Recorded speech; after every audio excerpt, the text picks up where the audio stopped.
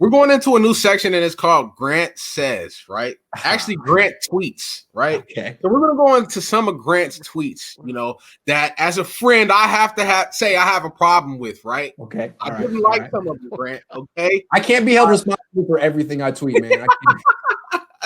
All right, bro. So the first tweet was you said that Dwelley is better than Jordan Reed and Delanie Walker. In the sense that Jordan Reed needs to prove he can play without getting another concussion. Delanie Walker needs to prove he can play without hurting his ankle. I mean, those two in their prime were we're Pro Bowl players. And Dwelley has 10 career catches. So it's not really, I'm not comparing his career to theirs. They're like, to me, right on the brink of retirement because of injuries. So they just have a little bit more to prove. I mean, Dwelley has a lot to prove, but at least Dwelley's young and doesn't have those type of issues. Right. So, all right, because you guys have to realize Grant has had access to seeing Dwelley in training camp, and it's something that we haven't all had, right? Yes. And can you explain? That's 95% of my opinion, yes. Right. And Grant, I just want you to explain to people really how good is Dwelley at running routes and how unguardable he is if you just let him loose. Yeah. So he's not fast. He's like a 4'9" guy, and he's not particularly great after the catch. And you'd think, how's he going to get open? But at the University of San Diego, he was the number one option in that offense forever. And so he must do something well, right? And I'm watching him in one-on-ones. Some people just have a little bit of finesse to their route running. They have the ability to cut outside their frame, to give a hard head fake, a jab step, just things that get defenders off balance. And he's got all those little tricks, and you see it in the one-on-one drills.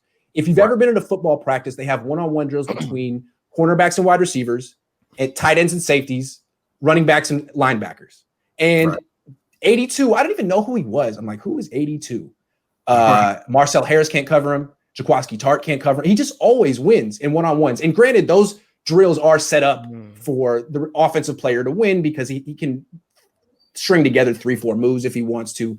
But still, he's beating starting DBs in the NFL. And this is a guy that no one thought was going to make the team. And then you watch Caden Smith, number 89, who he can't get open to save his life. There's no finesse, no wiggle. Good blocker. Maybe you could scheme him open. But to have a tight end who can beat NFL man-to-man coverage, that's valuable. Right. Most definitely. That's valuable. Yeah. So basically what you're saying is that the potential that you see in what Dwelley could be is better than what you could get out of Jordan Reed and Delanie Walker right now as we speak. No, I would say that Jordan Reed has the potential to come in and catch 60 balls next year. Jordan Reed's really good, and he's 30. But if he gets one more concussion, he might retire. He didn't play last year. Right. So Dwelley's just you don't have to have those worries with him. And with another thing about Dwelley, he has arguably the best hands on the team. Hand-eye coordinate. He does not drop passes. He's very short-handed. Remember, he made that diving catch in the rain in Washington on 4th and 1. It was crazy. And there was another one where he caught the ball, bro, and he got his head took off, and he got up and spiked the ball. He looked like George Kittle almost. So to me, Kyle can actually integrate him inside the 10-yard line the way he's used Bourne. He's very similar to Bourne, although Bourne actually drops more passes. Yeah.